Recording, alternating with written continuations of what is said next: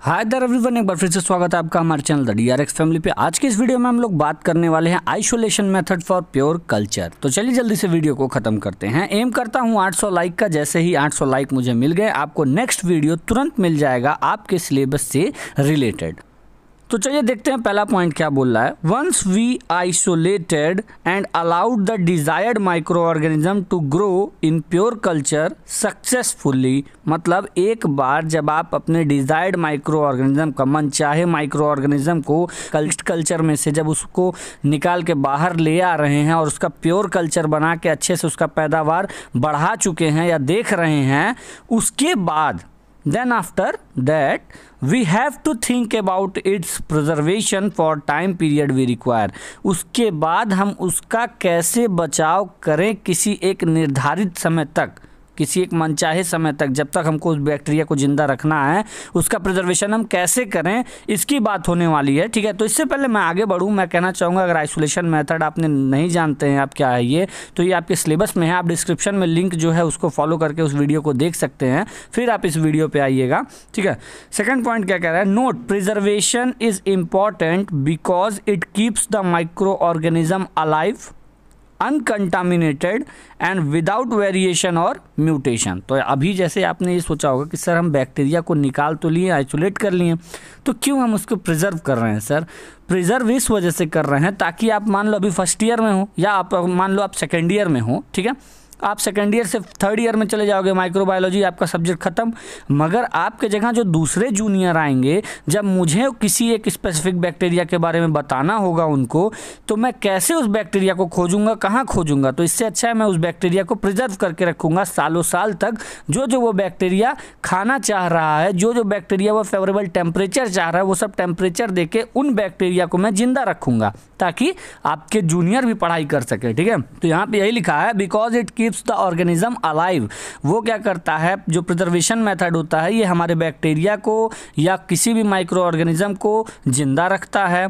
Uncontaminated मतलब उनको, उनके अंदर किसी भी कंटामिनेशन को बचाता है। तीसरा, विदाउट वेरिएशन और म्यूटेशन, मतलब उनके अंदर कोई म्यूटेशन होने नहीं देता है प्रिजर्वेशन मेथड। मतलब जैसा बैक्टीरिया आप 1 साल पहले निकाले थे, वैसा ही बैक्टीरिया 10 साल बाद भी रहेगा अगर आप उसको अच्छे से प्रिजर्व करके रख रहे हैं तो चलिए अब हम सेकंड स्लाइड पे आ चुके हैं। यहाँ पे हम लोग ये जानेंगे कि प्रिजर्वेशन को हम कितने मेथड से, कितने तरीके से हम प्रिजर्वेशन कर सकते हैं। तो अगर आपसे कोई पूछता है बैक्टीरिया का प्रिजर्वेशन कितने तरीके से किया जा सकता है, तो आप कहेंगे 6 तरीके से किया जा सकता है, जो कि हैं, सबसे पहला आ रहा है periodic transfer of fresh media. Second है ऑयल ओवरले मेथड। तीसरा है स्टोरेज इन स्टेराइल सॉइल। चौथा है लाइपोफिलाइजेशन और फ्रीज ड्राइंग। पांचवा है क्रायो प्रिजर्वेशन और छठवा है स्टोरेज इन सिलिका जेल। तो मतलब इन 6 तरीकों का इस्तेमाल करके हम किसी भी बैक्टीरिया को या किसी भी प्योर कल्चर को हम प्रिजर्व करके रख सकते हैं। ठीक है, तो चलिए अब इनके बारे में एक एक करके पढ़ लेते हैं। इस स्लाइड को केवल 5 पॉइंट में पढ़ के हम लोग खत्म करेंगे और एक फ्लो चार्ट के बारे में भी जानेंगे। ठीक है, यहाँ पे क्या लिखा है, periodic transfer of fresh media, सबसे पहला पॉइंट। ठीक है, जहाँ पे आपने देखा सबसे पहला पॉइंट है प्रिजर्वेशन का। क्या बोल रहा है, depending upon time required that is 1 day to 6 month, समय के अनुसार या किस तरह का बैक्टीरिया है या उस बैक्टीरिया का पैदावार कैसा हो रहा है, अच्छा हो रहा है या बुरा हो रहा है, इसी हिसाब से हम माइक्रो ऑर्गेनिज्म को ट्रांसफ़र करते हैं फ्रेश मीडिया पे। ठीक है, दूसरा पॉइंट क्या कह रहा है, note it is done only when the preservation is important. और पीरियोडिक ट्रांसफर हम तभी करते हैं किसी भी बैक्टीरिया का जब हमको बहुत ज़्यादा ज़रूरत रहता है उसके बचाव का, उसको प्रिजर्व करने का, अन्यथा कोई बात नहीं, हम नहीं करते। अभी आपको ये जो फ्लो चार्ट है ये बना देना है। इसमें क्या लिखा है कि एक माइक्रो ऑर्गेनिज्म है जिसको हमने आइसोलेट करके बाहर निकाला, प्योर कल्चर बनाया। उस प्योर कल्चर में से हम माइक्रो ऑर्गेनिज्म को उठा के अगार स्लैंड पे उसको प्रिजर्व कर रहे हैं। अगार स्लैंड पे रखने के बाद में उसको इंक्यूबेट कराएंगे, then incubated as per requirement. उसके बाद इसको इंक्यूबेट कराएंगे, उसका फेवरेबल एनवायरनमेंट प्रोवाइड करेंगे कुछ दिन तक के लिए। ठीक है, और उसके बाद में यहाँ पे लिखा है generally the agar slant stored at low temperature, आमतौर पे देखा जाए तो ये जो अगार स्लैंट पे हमने बैक्टीरिया को रखा था उसको लो टेम्परेचर में रखा जाता है, मतलब जीरो की तरफ हम बढ़ रहे हैं, ठीक है। Then at a definite interval transfer to fresh media, और उसके कुछ समय बाद में जब समय आ जाता है, लगता है हमको, ये जानते हैं बैक्टीरियोलॉजी की पढ़ाई से कि हाँ इतने दिन में ये बैक्टीरिया को नया मीडिया चाहिए या उस मीडिया का जितना भी न्यूट्रिएंट था वो ख़त्म हो गया होगा, तो हम क्या करते हैं वहाँ से बैक्टीरिया को उठा के दूसरे मीडिया पे ट्रांसफ़र कर देते हैं, दूसरे फ्रेश मीडिया पे ट्रांसफ़र कर देते हैं, ठीक है। फिर लिखिएगा आप note, the time period of transfer depends on the micro organism and the condition of growth, मतलब ये बता रहा है कि आपको वेदर बैक्टीरिया को 6 दिन में ट्रांसफ़र करना है या 12 दिन में ट्रांसफ़र करना है, ये डिपेंड करेगा उस बैक्टीरिया पे कि किस तरह का बैक्टीरिया है और उसके ग्रोथ पे कि बैक्टीरिया अच्छा ग्रोथ दिखा रहा है या ख़राब ग्रोथ दिखा रहा है। अगर ख़राब ग्रोथ दिखा रहा है तो हम उसको 2 ही दिन में ट्रांसफ़र कर देंगे क्योंकि उसको खाना नहीं मिल रहा है वहाँ पर अच्छे से, और अगर अच्छा ग्रोथ दिखा रहा है तो इस हमको ट्रांसफ़र करने की कोई ज़रूरत नहीं है क्योंकि बैक्टीरिया अपना न्यूट्रिशन और अपने ग्रोथ फैक्टर्स सब कुछ वहीं कल्चर मीडिया से पा जा रहा है, ठीक है। अभी एक और पॉइंट आया, एडवांटेज क्या है पीरियोडिक ट्रांसफ़र का, easy, convenient and very simple to perform, बहुत आसानी से सहज तरीके से हम एक जगह से एक कल्चर मीडिया से बैक्टीरिया को उठा के दूसरे कल्चर मीडिया पे ट्रांसफ़र कर लेते हैं। डिसएडवांटेज क्या है, time consuming method, risk of contamination, इस मेथड में बहुत ज़्यादा समय लग जाता है और साथ ही साथ इसमें जो हमारा प्योर कल्चर है वो कंटामिनेट हो सकता है किसी दूसरे बैक्टीरिया के द्वारा, ठीक है। तो एक बार जब आप ये periodic transfer of fresh media लिख लेते हैं उसके बाद में आपका सेकंड पॉइंट आ रहा है या सेकंड मेथड आ रहा है ऑयल ओवरले मेथड, या इसी को कह रहे हैं पैराफिन मेथड। तो मतलब 1 नंबर का क्वेश्चन यहाँ 2 नंबर का क्वेश्चन तुरंत तैयार हो जा रहा है। What is the other name of paraffin method? तो आप उसको कह सकते हैं it is oil overlay method, या अगर आपसे पूछ लिया जाए कि ऑयल ओवरले मेथड को और किस नाम से जानते हैं तो आप कह सकते हैं पैराफिन मेथड, ठीक है। अब आप यहाँ पे जो फ्लो चार्ट है केवल उस पर फोकस करना, जो 2 इमेज मैंने देख के रखे हैं वो केवल बताने के लिए कि ये ज़रूरी होते हैं, ऐसा होता है, ठीक है। इसको आप एग्जाम में बना नहीं पाओगे तो आप केवल वर्ड्स पे फोकस करना। सबसे पहले क्या बता रहा है, हम पैराफिन ऑयल लिए और उसके बाद उसको स्टेरलाइज किए ड्राई हीट स्टेरलाइजेशन मेथड से एक हॉट एयर ओवन में। तो ये जो आप बक्सा देख रहे हैं जिस पे हैंडल लगा हुआ है ये असल मायने में क्या है, हॉट एयर ओवन, और इसमें जब हम स्टेरलाइजेशन करते हैं तो उसको कहते हैं ड्राई हीट स्टेरलाइजेशन। इसके अंदर पंखा लगा होता है, इसके अंदर हीटर लगा होता है, तो एक गर्म हवा जो है वो हमारा स्टेरलाइजेशन का पूरा प्रक्रिया करता है, ठीक है। स्टेरलाइजेशन क्या है सर, स्टेरलाइजेशन एक ऐसी प्रक्रिया जिसमें माइक्रो ऑर्गेनिज्म को हम मार डालते हैं, ठीक है। क्या बता रहा है, एक बार जब स्टेरलाइजेशन पूरा हो जाए तो हमको मिलता है स्टेरलाइज्ड ऑयल और पैराफिन ऑयल। जब एक बार हम पैराफिन ऑयल को स्टेरलाइज कर दिए तो हमको स्टेरलाइज्ड पैराफिन ऑयल मिला। देन उसके बाद में pour about 1 centimetre over the agar slant. Agar slant मतलब जो कल्चर मीडिया था जिस पे बैक्टीरिया प्रेजेंट है उसी के ऊपर तकरीबन 1 सेंटीमीटर तक इस पैराफिन ऑयल को हम पोर कर देते हैं, उसके ऊपर डाल देते हैं।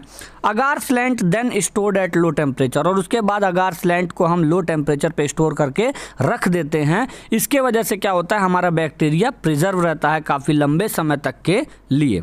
Note, when oil layer is added, जब हम ऑयल का एक परत जोड़ते हैं इस अगार मीडिया पे डालते हैं, it helps to slow down the water loss. तो इसके वजह से सबसे पहला चीज़ जो बचता है वो ये होता है कि पानी की कमी नहीं आने पाती है उस प्योर कल्चर में, एंड गैसियस एक्सचेंज, और उसके साथ ही साथ गैसियस एक्सचेंज भी नहीं हो सकता है, ठीक है, which is taking place with in the micro organism and also in the surrounding. मतलब ये कह रहा है, आपने एनारोब्स और एरोब्स के बारे में पढ़ा होगा कि एनारोब्स जो होते हैं इसके अंदर क्या होता है, एनवायरनमेंट का जो ऑक्सीजन है वो इस एनारोब के अंदर जो पानी प्रेजेंट होता है उससे जाके रिएक्शन कर देता है, जिसकी वजह से H2O2 हाइड्रोजन पेरोक्साइड बनता है और एनारोब्स मर जाते हैं, ठीक है।